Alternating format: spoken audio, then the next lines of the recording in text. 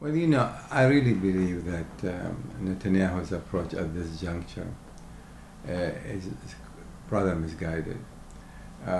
He should recognize by now that the deal is done, and there's really very little he can do about it.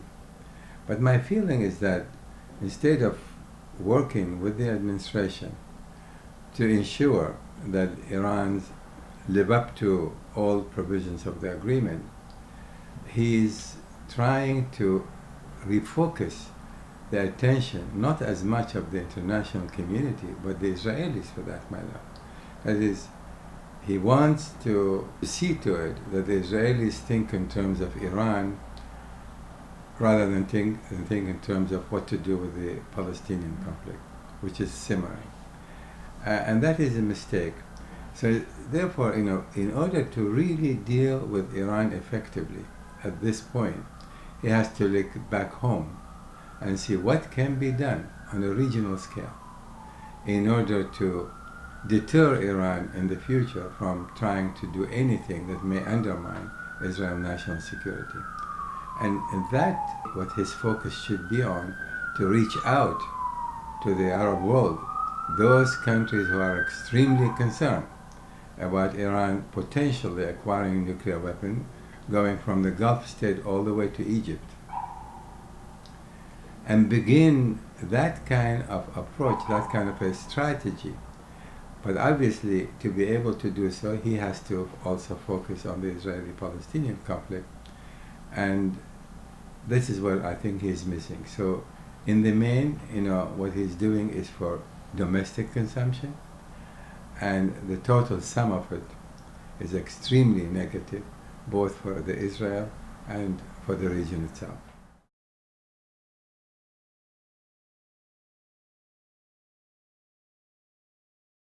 I characterize that speech as really nothing but engaging in empty rhetorics.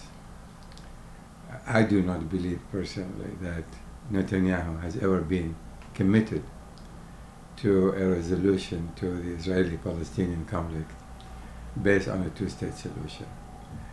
Had he been committed to that, he would have done many different things to demonstrate that intention, but he hasn't, including, for example, the expansion of the settlement, allowing people-to-people interaction between Israelis and the Palestinians, and so many other things that he could have done. But he's not doing so.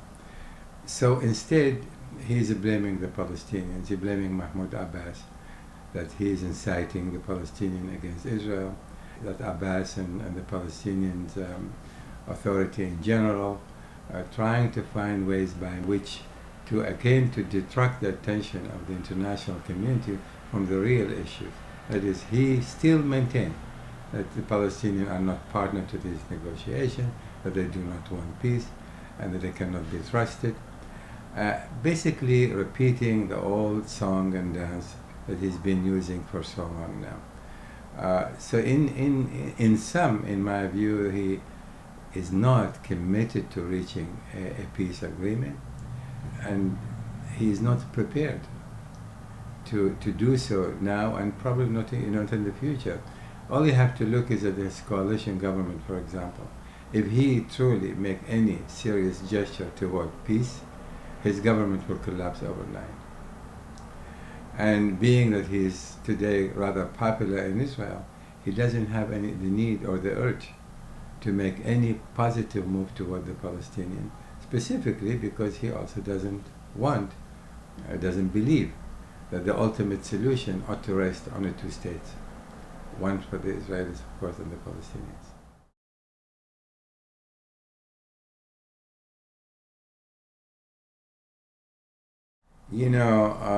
Whenever someone tells me I want to sit down and negotiate unconditionally, to me that means very little. What does it really say, unconditionally? You cannot just come at the negotiating table and start talking. What do you talk about? So it is critical, specifically in the Israeli-Palestinian conflict, to decide what is going to be on the agenda, which we call rules of engagement. what is the item need to be discussed first? How to make sure that the first and the second items, in fact, lead and facilitate resolutions to other conflicting issues. In this particular case, as long as the Israelis and the Palestinians do not agree that they have to start with borders, in my view, this is the key to making significant progress, so that the Palestinian can envision, can see how the contour of their country is going to look like. But more important than that, if Netanyahu was rather serious, he would start with border, because a solution, or by defining the border, you will actually move toward resolution of much of the Palestinian problem, of the settlements problem. You would also begin to think in terms of Israel national security, because he particularly links the final borders to Israel national security. So when he then speaks of unconditional discussion, as I said, it means nothing unless he begins with something rather serious. But that goes back to my belief he is not committed to reaching any agreement, and the best way to do for public consumption, both domestically and internationally, is to say, I'm ready to speak unconditionally, to talk unconditionally, when in fact there's really nothing substantive will come out of this.